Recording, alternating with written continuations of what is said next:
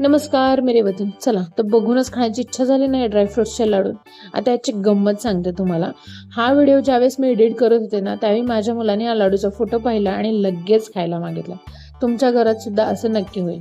चला तर असे लहानांपासून मोठ्यांपर्यंत आवडणारे पौष्टिक लाडू कसे केले ते पाहू. इथे मी सर्व एक एक वाटी ड्रायफ्रुट्स घेऊन छान तुपात खरपूस असे भाजून घेतले. आता यामध्ये अर्धी वाटी डिंक आणि अर्धी वाटी मी मनुके घेऊन ते देखील तुपात छान फुलेपर्यंत भाजून घेतले. मग आता यामध्ये मी आपले मिक्स सीड्स म्हणजे जे काही भोपळ्याच्या बिया, जवस हे सर्व काही असतं ना, हे सर्व छान तुपात भाजून घेतले. आता इथे गोडीप्रमाणे तुमच्या आवडीप्रमाणे खजूर सुद्धा भरपूर अशा तुपामध्ये छान मऊ होईपर्यंत मी हे भाजून घेतले. आता हे सर्व छान मिक्सरमध्ये बारीक करून घेऊया. इथे मी थोडा गूळ देखील घातला होता. तुम्हाला हवा असेल तर घाला, नाही घातला तरी चालेल. त्याचसोबत वेलदोड्याची पूड देखील मी इथे घातली होती. तुम्ही पण असे लाडू नक्की ट्राय करा. मला कमेंट करून सांगा व अशाच रेसिपीसाठी माझ्या यूट्यूब चॅनलला आणि इंस्टाग्राम पेजला सबस्क्राईब आणि फॉलो करायला मात्र विसरू नका. चला बाय.